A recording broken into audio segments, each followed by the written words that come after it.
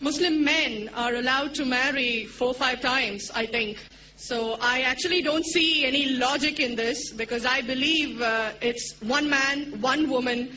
That's the institution of marriage. So please clarify. Thank you. As far as polygyny is concerned, a man having more than one wife, Islam is the only religion, and Quran is the only religious scripture on the face of the earth which says marry only one. There is no religious scripture besides the Quran. I am a student of comparative religion, which says marry only one. There is no verse in the Bible, no verse in the Bhagavad Gita, no verse in the Veda which says marry only one except the Quran. If you read the Hindu scriptures in Ramayana, the father of Sri Ram, how many wives did he have? How many wives? More than one? More than one. 3 wives. Fine. Shri Krishna, according to Mahabharata, how many wives he had? Unlimited. Not unlimited. You don't know your scripture well. No. Did he have 4 wives? No. I have no idea. Not 4, not 100, not 1,000, 16,108 wives. How many wives he had? 16,108. So why can't we Muslims have 4? What's the problem? When Shri Krishna can have 16,108 wives, why can't we have 4? Further, if you read the Vishnu Purana, chapter number 24, verse number 1, it says a Brahmin can have up to 4 wives. If you read the Jewish scriptures, it gives you permission to have as many wives as you wish. If you read the Christian Bible, it gives you permission to have as many wives as you wish. If you read the Bible, Abraham had 3 wives. Solomon, how many wives he had? He had 700 wives. It is later on, the church has put a ban that Christians should marry only one, not the Bible. It is the Jewish community married more than one wife. It was in 1950 that chief rabbi passed a synod that Jews should marry only one. So it is the rabbi, not the Jewish scriptures. And according to Hindu scriptures, you can marry as many as you wish. It is the Indian government in 1954 passed a law called the Hindu Special Marriage Act. Hindu Special Marriage Act, which says Hindus should marry only one. It is not the religious scripture. It is not Bhagavad Gita. It is not Ramayana. It is not Mahabharata. It is not Veda. It is the Indian Penal Code. Now, let's analyze what does the Quran say. Quran says in Surah Nisa, chapter 4, verse number 3, marry women of your choice in 2s, 3s or 4s. But if you can't do justice, marry only one. This statement, marry only one, is only given in the Quran and no other religious scripture. It says, marry women of your choice in 2s, 3s or 4s. But if you can't do justice, marry only one. So if you want to marry more than one woman, one of the criteria of the Quran is you should do justice. If you can't do justice, you should marry only one. Now, what are the reasons, logical reasons a person can think that why has Islam permitted certain men to have more than one wife? Many non-Muslims think it is fard, it is compulsory for a Muslim man to have more than one woman, to have more than one wife. It's not compulsory, it's optional. It's not fard, it's not compulsory. Have you heard of Dharminder? Yeah. How many wives he has? 2. Muslim or non-Muslim? Non-Muslim. Non-Muslim. Your previous chief minister, what's the name? Jayalalitha. Yes. Hindu or Muslim? Hindu or Muslim? Hindu. Hindu, fine. Now these are famous personalities.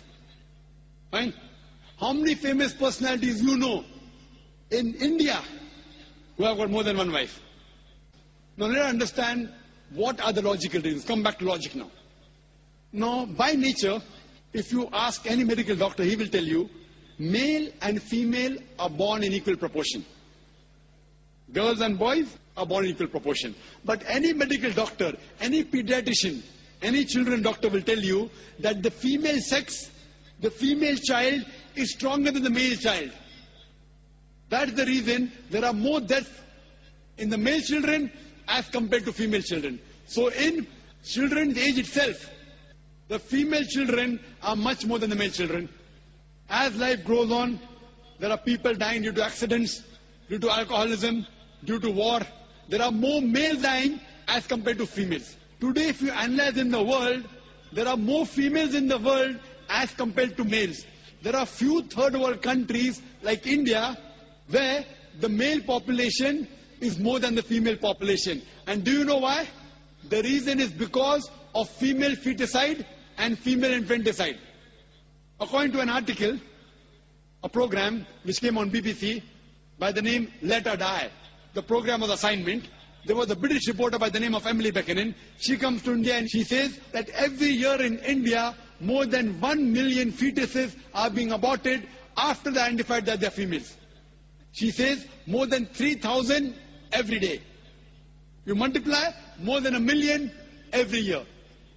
According to the Tamil Nadu government hospital report, she gives the statistics, out of 10 female born alive, do you know how many are put to death? 4. Sister, did you know that?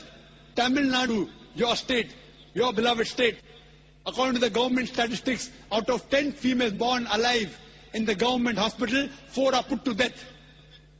There are billboards put in Rajasthan and here, which says that spend 500 rupees and save 500,000 rupees. You know what does it indicate? Spend 500 rupees, do ultrasonography, do amniocentesis, identify the child you're carrying is a female, abort her, and save 5 lakh rupees, 500,000 rupees. Maybe a couple of 100,000 of bringing her, and the remaining 100,000 in dowry. If you stop this evil practice in India, our beloved country, stop the female infanticide, stop the female feticide, even in India, the population of female will be more than the male population. If you see the rest of the world, if you see New York alone, there are 1 million females more than males. In USA alone, there are 7.8 million females more than males. In UK alone, there are 4 million females more than males. In Germany alone, there are 5 million females more than males. In Russia alone, there are 9 million females more than males. And God alone knows how many millions of females are more than males throughout the world.